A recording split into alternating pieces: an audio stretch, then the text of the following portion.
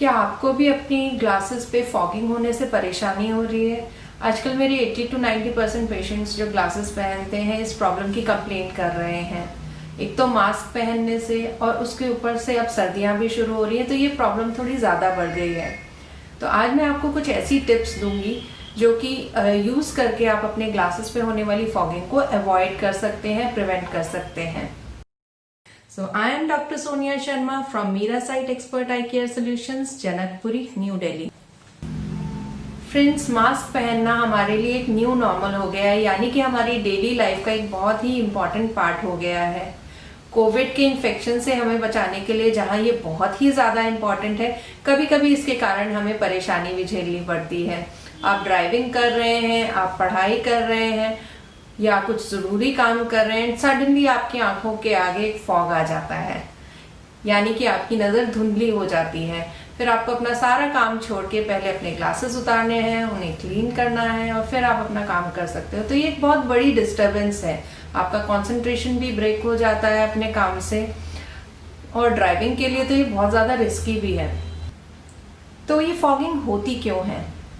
तो जब भी हम मास्क के अंदर अपनी सांस छोड़ते हैं या एक्सेल करते हैं, तो चारों तरफ से बंद होने के कारण ज्यादातर एक्सेल एयर हमारे ऊपर से हमारे मास्क और चीक के बीच की स्पेस से एस्केप करती है और हमारे ग्लासेस पे टकराती है।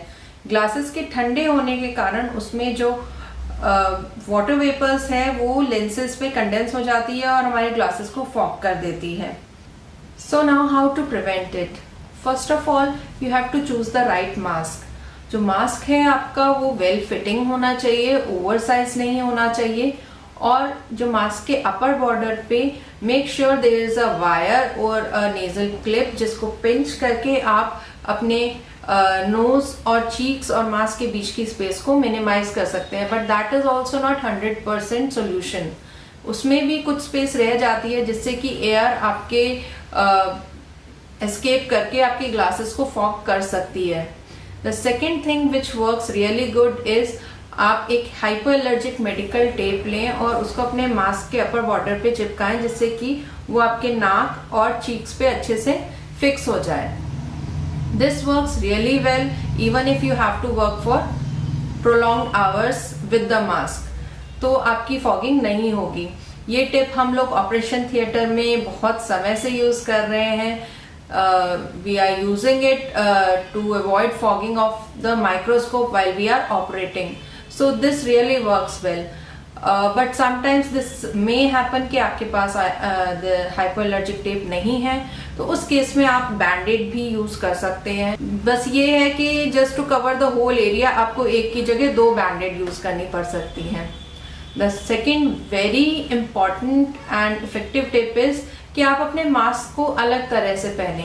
जो आपका मास्क है उसके जो ईयर स्ट्रिंग्स हैं आप उनको क्रॉस करके पहने।